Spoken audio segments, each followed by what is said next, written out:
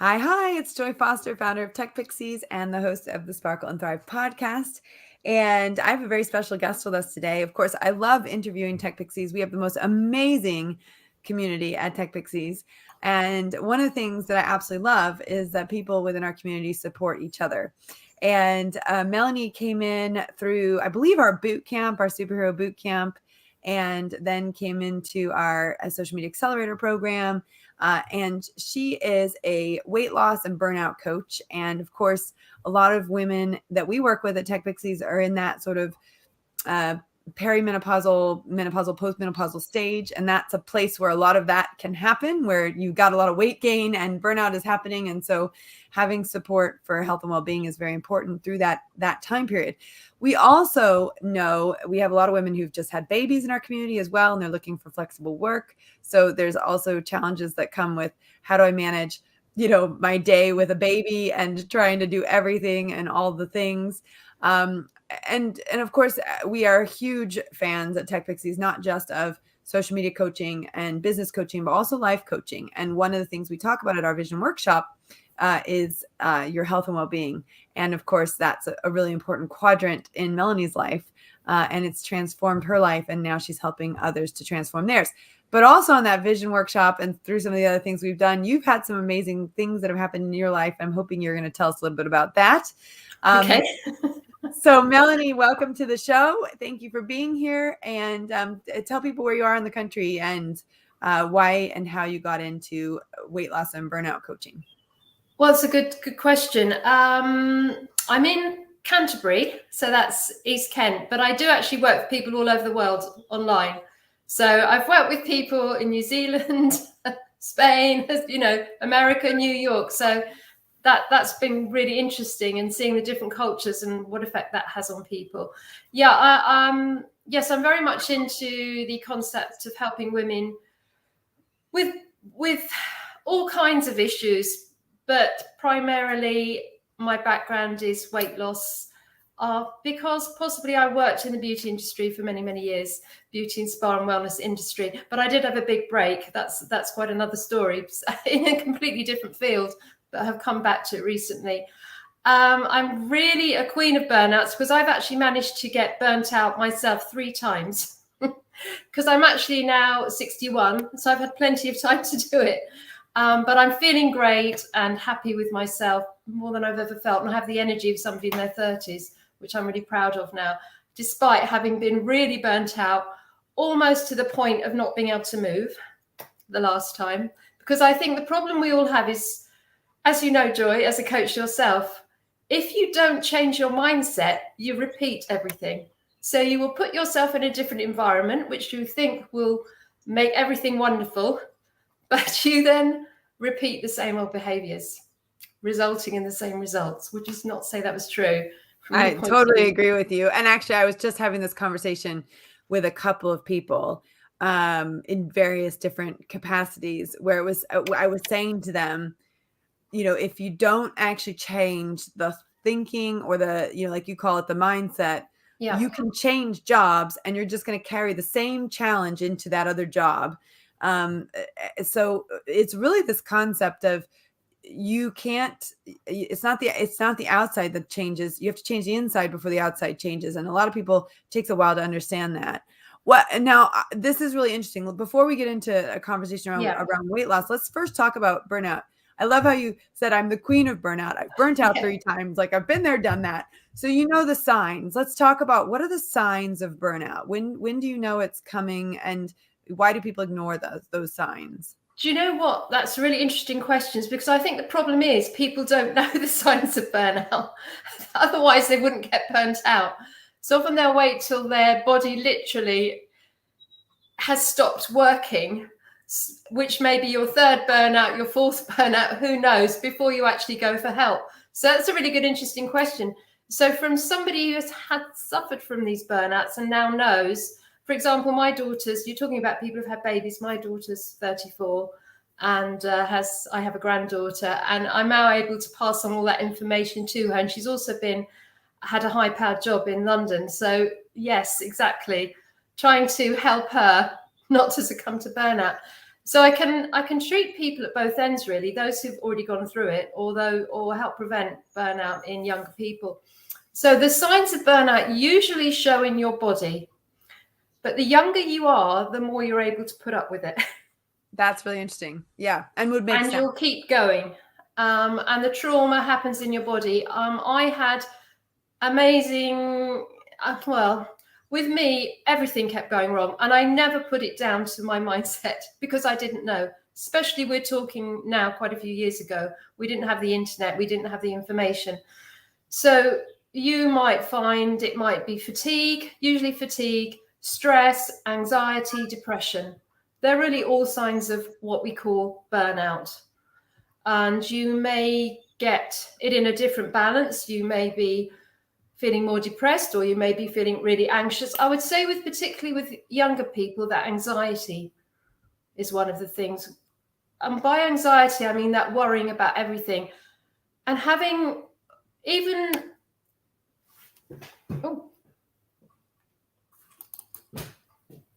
we went black there. I'm not sure. No, I'm still going. Okay. So Okay, yeah, cool. you're saying for young people, it can be anxiety can be a sign of burnout. Anxiety, I think I've found, is the main thing. I think all young people at the moment are anxious. I have 3 adult children, and they've all experienced degrees of anxiety. So anxiety seems to be one of the biggest things in younger people. As people age and the menopause comes in, you've also got physical symptoms interacting. And if they haven't sorted it out while they're young, often that can be when things like depression get worse. And then it also shows up in your body. It can show up in your body at any age, particularly things like autoimmune disease. Mm-hmm. So we can go from things like eczema, underactive thyroid is a very, very common one, early menopause, skin conditions, eczema. And we all know that when you're feeling depressed or tired, those all will flare up. So those are the real warning signs that you're getting. And they can be very mild in the beginning, and then they can get worse and worse. So yes, I've had a few bits of things removed from my body. I've managed to reverse some of my autoimmune diseases. My asthma's completely gone. I can run now in my 60s, which I couldn't do in my 30s, 40s, and 50s. So I just want to give people hope that you can really change things, starting with that mindset.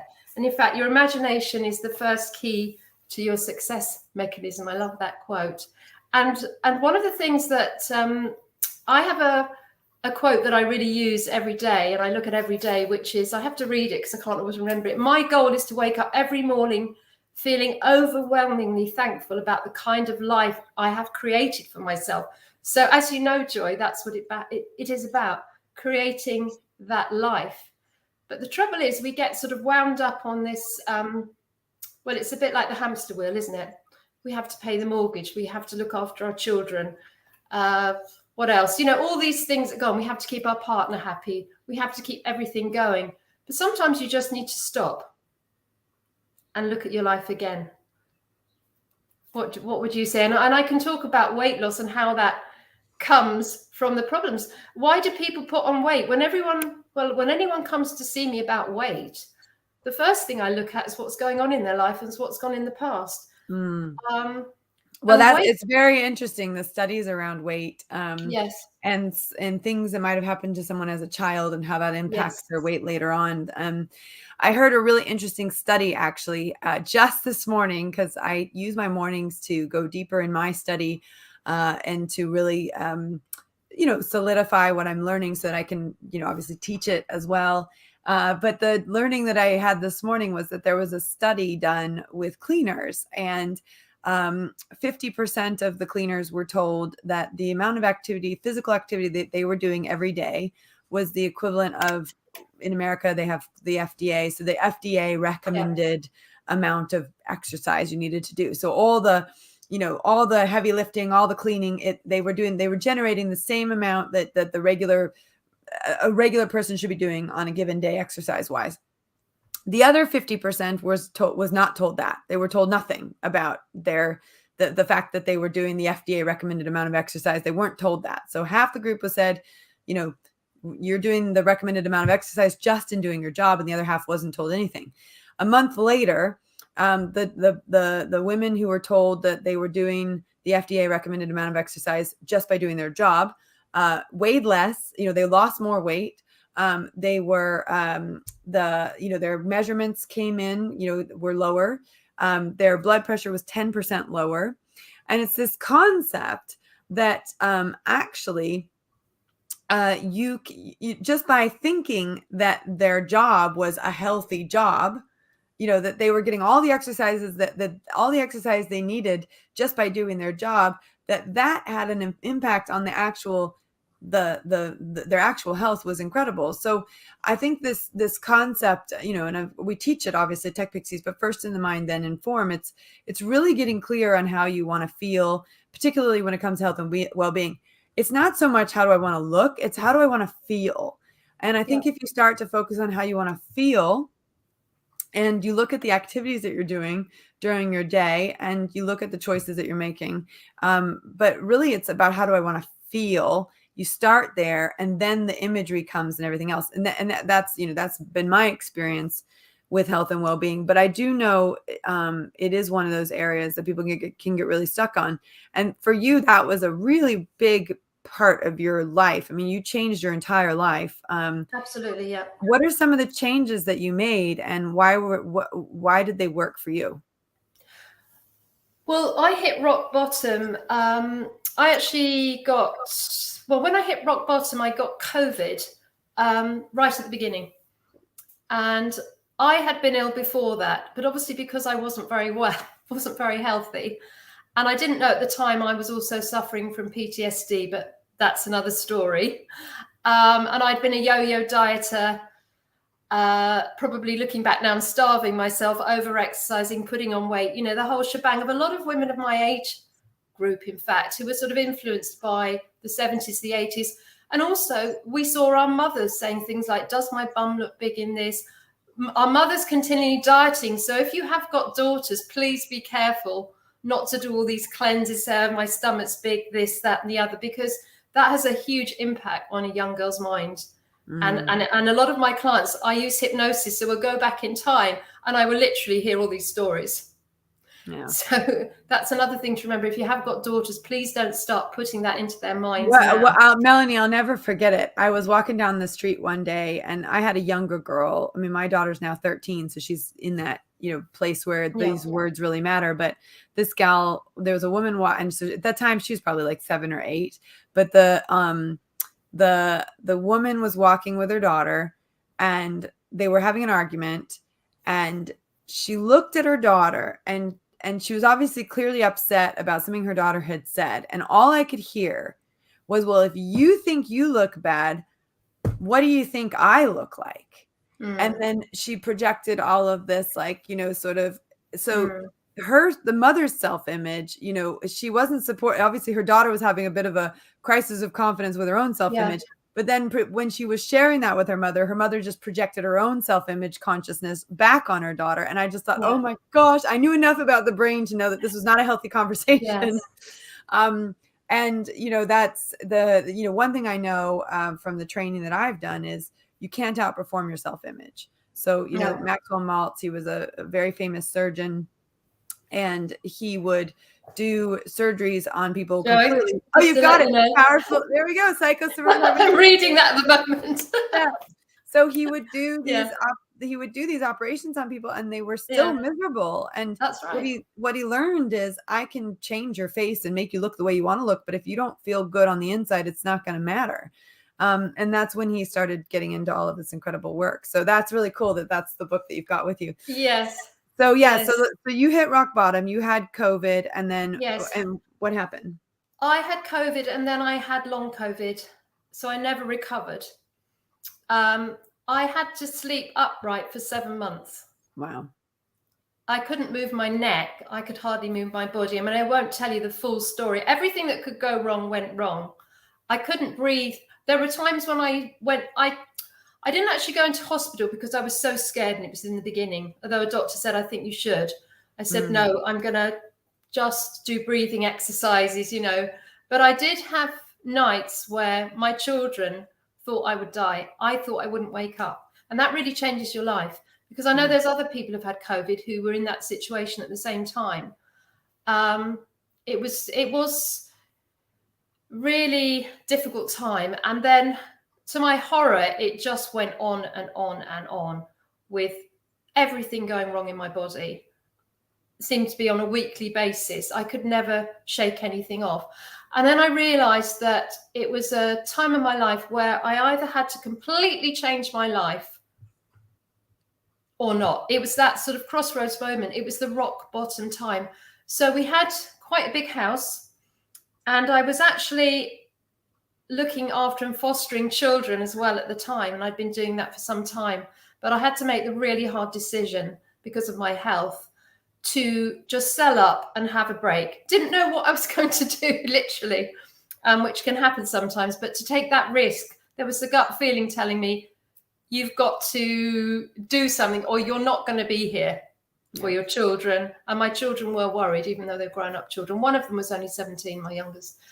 So my husband and I, in a mad moment, just sold up and said, right, here we are, let's start again. What if we started life again like when we were young? I'm not even sure where it came from. We thought, what if we literally started from scratch and did everything right? And the first thing I did was sign up to Marissa Peer to do a lot of training with her, which I absolutely loved. And it really changed my life, helped me become a hypnotherapist, become a coach. And I've heard her speak before. She is absolutely phenomenal. She is. And I spent an amazing 5 days with her and some other ladies in London and made friends for life all over the world, and did a lot of training. And I'm still doing ongoing training, you know, as you do, Joy. As part of that, I had therapy myself. And then I was able to learn what had got wrong with me and analyze and put everything right. And I also re-looked at diet, although I have been in that industry before, and I completely tweaked my diet, because as women, we've been told to eat the wrong food for years, as you know, probably as well, Joy. I'm learning. You know, I interviewed Julia Tara Cuts on our podcast. She's a menopause nutritionist. Okay. And, you know, that was her point, is like everything that's worked for you up until now just stops working once you hit menopause and you have to reevaluate your food. And you do, because your body actually changes and your hormones changes and has an effect on the way you use protein. You have to put far more protein in your diet. So I did all the dietary changes as well. And the combination of the two and the mindset, particularly it wouldn't have happened without the mindset, because if you haven't got the mindset or the will to do it, it doesn't work. And that's what I find with my clients is putting the will back into their mind. It's almost as though if you came to me, what I would do is, let's imagine you as a person who had the most perfect childhood. You ate the right food all your life. What would you look like? Who would you be? And that's something that people have to really think about. It's quite hard for people, because I think people have no one got a perfect childhood. Exactly. Nobody has. But what would you be if you had? How would it be? How would it change you? It's a really interesting exercise to do. Yeah, if you had a trauma-free childhood, and you had a healthy exposure to food and exercise your whole life, what would your life be like? Yeah. And really, we're talking, I think there isn't, you know, I think now we know so much more about trauma. There's hardly anyone who's escaped a level of trauma. I mean, some people have had more trauma than others. But sure, that's, you know, that for sure impacts, it has a huge impact on our health. You know, what we've gone through as a child, and a lot of what we've gone through as a child, we had no choice over. And that's what, until you then get into a place where you start to recognize, hang on, I'm in charge of me and my thoughts and my actions. But so many people, you know, 99% of the population really does live by default and not by design. And they don't do the things that we're discussing here, which is, you know, even think about that. You know, what if I did have this trauma-free childhood where I ate healthily? And, you know, I mean, one of the things that I think my kids have been very, very, very blessed with is that they have, for the most part, had a very trauma-free childhood if compared to what mine was like. And also that my husband is an Olympic gold medalist. He's a nutritionist he's been trained in sports nutrition, etc. And we, for their whole lives. In fact, I think being married to him was one of the best things that happened to me from a nutritional standpoint, because I was not a very good, I was not great at feeding myself. I was lucky that at the university I was in, that they provided the food while I was there. And I was lucky, obviously living in my own home, my mom made food, but, and then when I was at the Olympic Training Center, I was fed really well. But as soon as I left the Olympic Training Center, I really didn't know how to cook, and I didn't know what to feed myself, and I wasn't very good at it. So I sort of lived off Cliff Bars. I don't know if you know what Cliff Bars are, but I sort of lived off Cliff Bars, literally breakfast, lunch, and dinner. And I had all sorts of problems that started kicking in because I wasn't eating food properly. And when we got married, he just introduced this whole world to me of like potatoes. I mean, Americans don't really eat potatoes, but potatoes and a balanced diet and the colors of the rainbow and, making sure that you've got all. So I think, and then when the kids came around, I made all their baby food. I didn't buy any baby food. I made it all, carrots, lentils, peas, everything. And that also changed my perspective too, because I was now feeding little humans. And so, but I do look at the last 15 years of my life, and I think I'm really lucky I married someone who understood nutrition, because I think I'm way healthier than I would have been just by the mere fact that I'm with someone that understands and makes an effort to bring in a really balanced diet into our home. And I don't think our kids fully understand the gift they've been given their whole life of having that sort of balanced diet. But it's a beautiful thing to think, if I had a trauma-free childhood and perfect food and nutrition, what would my life look like? What would it be like? What would you look like? What would you feel like? And it's quite interesting because I did study nutrition long time ago. And I was very good with my family. I cooked loads of food. And ironically, one of my children is a top chef. Really top chef. One worked in fashion and one is a dancer and singer. So all eat very well and all very sporty. My husband's also an ex-sportsman, actually, like yours, not Olympic, but rugby. So yeah, but ironically, because of my blueprint, I starved myself a lot of the time, just ate starch, just ate lentils and beans and no protein. So because I'd been told, and particularly that was sort of triggered even more when I studied beauty, to not eat meat, to not eat things, to not eat a lot of protein, to always.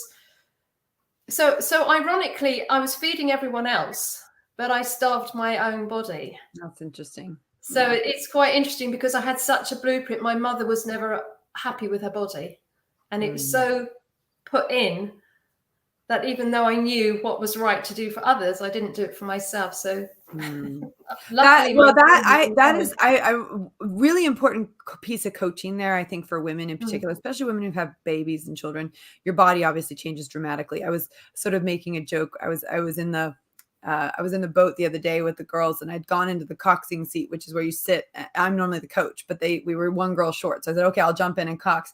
I actually don't fit in the cox seat because I've got, wider hips. And I was sort of joking, saying, well, I'm two babies later and I don't quite fit in here the way I used to.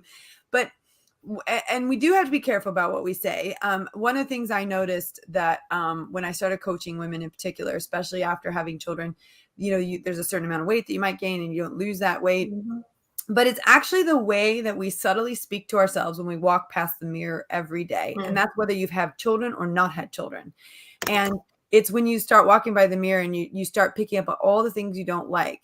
And I wouldn't be surprised if it was Marissa or somebody else where I heard them speak and they were talking about that. And they were saying, the next time you walk past the mirror, just pay attention to what you say to yourself.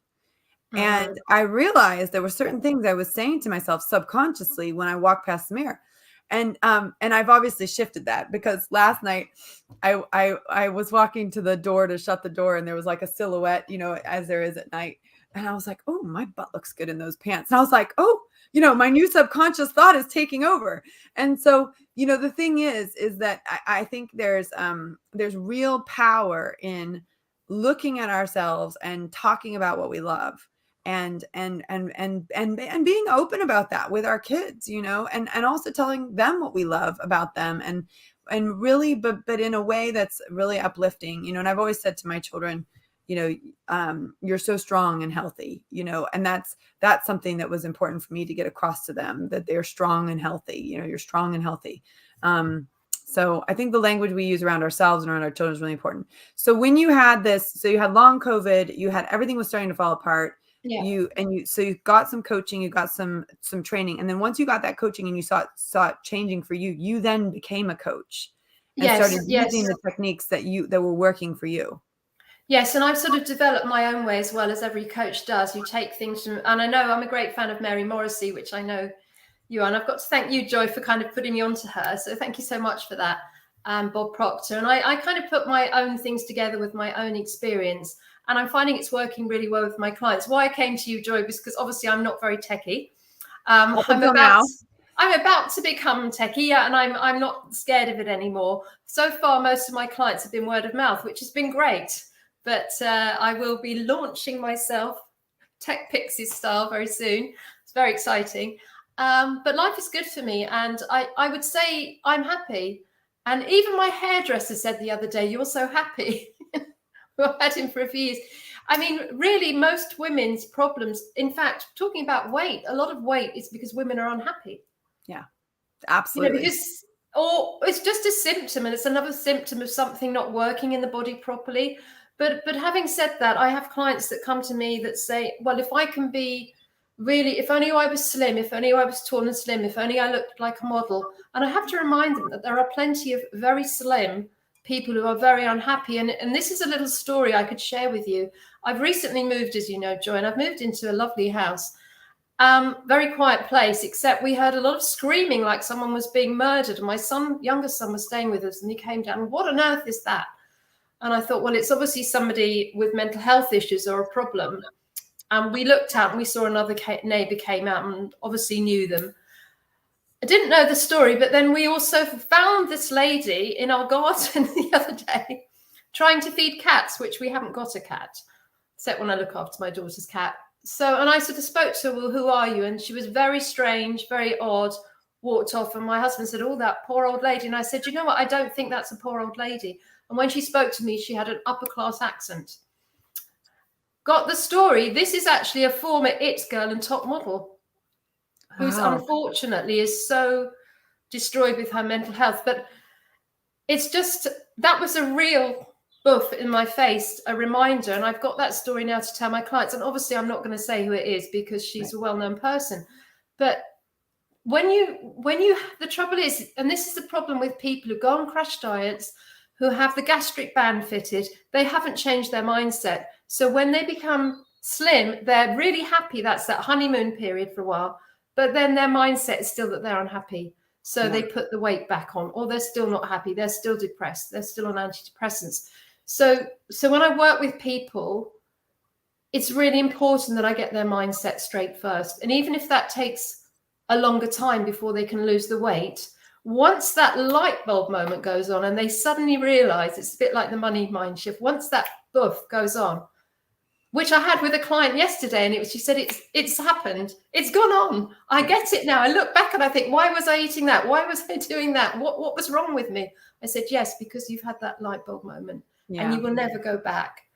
So it's about having that happiness. And she said, I came to you for weight, but in fact, we've done everything. You've cured me of everything. And this was a lady who on the face of it had everything. She was well off. She had 3 homes. She has 3 homes. She's very intelligent and yet unhappy, and her weight was the symptom of that. And people aren't lazy who are overweight. There's all kinds of reasons why people are overweight. It's nothing to do with being lazy.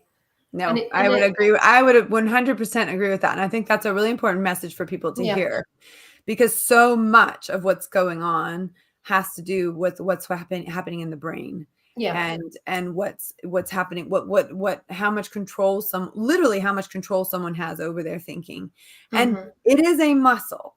You don't just suddenly have control over your thinking. You have to learn to control your Yeah. thinking. And then you have to, it's a muscle. You got to like lift weights every day. You got to change perspectives every day, all the time. And even, I mean, it's really interesting because just I've had 2 run-ins with the same woman. I've got a new puppy who's like 5 months old, and I've had sort of the same run-ins with her on when I go for a walk. 2 different women, one woman who runs and she's scared of dogs, and another one who rides a bike and she's scared of dogs. And my dog's not tiny, but she's getting bigger every time, and she's got a bark on her, which is a little bit scary if you're not used to a dog or don't like dogs or are scared of dogs. So I'm like consciously aware of these 2 women and how they feel. But what I also find really interesting is they have an energy about them, which is, I am scared of dogs. I am Yeah. petrified of dogs. And so what's really interesting is my dog only reacts to them. She doesn't react to every single person that comes by us. She has a reaction. It's almost like she energetically knows this person's scared of me, and then she reacts. And of course, we know how we all react when we're scared. We all react in a not so nice way. And so it's been really interesting. But what it's done for me is I can't change how that person feels about a dog, unless they spend time with the dog and they want to spend time with the dog, which I don't think they do. I'm not going to change their perception. But what I can do is what it's made me realize is, what do I think about that person? How do I think about that person before I see them, while I see them, after I see them? And so when I see them now, I'm reflecting on, okay, what can I do to make their experience better? Where did I make a mistake? What can I change? But then I'm also, it's more importantly, like, how do I not be angry at this other person for their reaction to my dog, right? And so I think as we start to recognize that people are run subconsciously 99% of the time, most people are run subconsciously. Most people aren't consciously changing their subconscious like we do here at Tech Pixies, like you do with your clients. It's hard work. It's really hard work. Your brain doesn't like to change. No. It gets aggravated when you try to change it. It does not, kicks up a fuss. It's not a happy camper when you say, I don't want you to think that way anymore. I want you to think this way. You got to practice it. You got to train it. You got to work with it. It is literally the last frontier of our bodies that we do not know that much about. However, what we do know about it is, if we can learn to train it, we can learn to change it. We can completely change the experience that we're in, not just for ourselves, but for other people. But noticing what we're noticing. What am I thinking?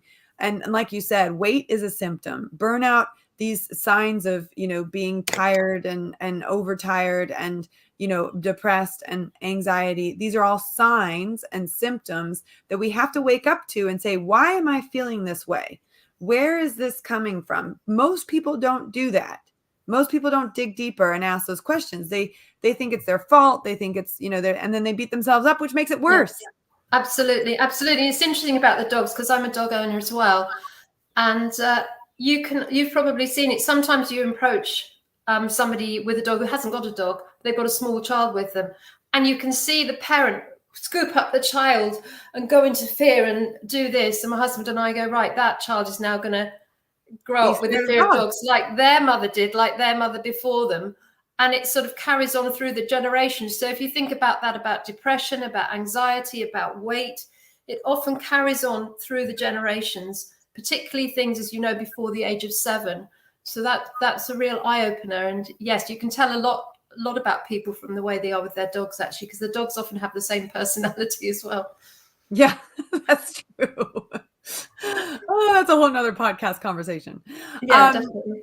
Right. So we've talked about the signs of burnout. We've talked about the power shift that we have to make with the mindset, and how coaching and it can really help with that. We've talked about how nutrition really matters for women, especially as they get older, because their body doesn't respond the same way to the food that it used to respond to. And there's certain foods that you need more of. Any other top tips that you want to leave people with? One of the reasons I wanted to bring you on to the podcast was because I have seen the work that you're doing with some of the people that are in our community, and it's been really positive experience for them. And I think, this concept of hypnotherapy is really, really interesting, and you're doing that with people. But I think we really nailed it in terms of understanding that if you have extra weight, that's a symptom potentially of something else. And getting to the bottom of that, it might not be as simple as just go work out more. No, it's not. It's really more about what's the root of this issue, what's causing it, how do we change and work with the mindset, how do we then also introduce nutrition and other things. But any other things that you might want to pass on to someone when it comes to dealing with weight loss and burnout? Yeah, I would say the one thing we haven't touched is, we mentioned it briefly, is exercise. I mean, I'm an outdoor fitness coach, but obviously I couldn't take people out when I'm seeing them online, but I can give them information. Is always to start small, start where you can, and always make sure, and I will go through that with people. But also just introducing movement into your life. But exercise is only actually 15% of weight loss, contributes only 15%. 15, like 15. Yes. So when people think, well, I'll just work out harder, it's not going to work. Your food has to come first, mindset first. But if you're in the right mindset, if I can give you, or somebody like me, give you the right mindset to organize your day, because I think you mentioned it in the beginning, how do you organize your day? Because some people have children coming out the ears, they're running with the children, they're holding down an executive job. We all know people like that and think, how on earth do they do it? But that's because they've been lucky enough maybe to have that put into their mind by their parents, just like you were with your children. So if you haven't had that, it's a bit of an effort, but you can do it. But it is, again, it's all about mindset. But one thing I would say that especially women who've gone through menopause really need to think about long-term is their body. Or if you're younger, I wish I'd known this now, is to keep your body in tip-top shape, particularly with really good stretching. Because really good stretching, such as resistance stretching, you might want to look that up, can prevent you from needing to have new hips, can prevent you from, your neck problems. I mean, I really have the mobility of a very young person now, and I have the gait. I didn't before. I have the gait of a young person, and I absolutely revel in it. And I revel with being strong. So really, when you're thinking about weight loss, don't really think about weight loss. Think about being the strongest body you can having the strongest, being the strongest you, so that you can go forward. As a secondary gain from that, you will be the shape you were supposed to be. And that I love that. I love that. Think about being strong. Yeah. Think about having the strength, to go forward and to prevent falls. People fall over. And I think I read something horrifying, like 65% of women of a certain age who fall and go into hospital don't come out. Wow. So, and I can remember a few years ago when I was constantly trudging to the physiotherapist, she kept saying things like that to me, but it didn't actually get in. She needed to hypnotize me. She said, make yourself strong, be the strongest you can be. And I look back and I go, I wish I'd clicked before, but it didn't, because I couldn't see the wood from the trees because I was in such an anxiety, brain fog. So I would say, And here's what I love about you coming onto the podcast and sharing your story. I think it's important for people to hear a weight loss coach, a burnout coach. They've dealt with these issues themselves. They've gone through the ringer with burnout. They've gone through the ringer with, like you said, the starving yourself and the weight loss and the issues with all that. So I think it's important, I always, when someone's had lived experience and they've come out the other side and they've got that story to tell, and they've really studied it and tried to get down and understand what's going on. These people in our lives, like Melanie, they are real gems. So I really appreciate you coming on. I hope that someone listens to this, and if they need the support that you can provide, obviously, I would love for them to connect with you. Now, you haven't yet launched yourself in the tech fixing style as you it's coming. It's coming. But until then, how can someone find you? What's the best way? They can either contact I can give you some details, Joy, and I do have a LinkedIn site which I was desperately trying to update yesterday, which is Melanie Lee, and put in burnout and coach. But I could send you some details, Joy. I'm really sorry. I did warn you, Joy. I said I'm just not there. That's all right.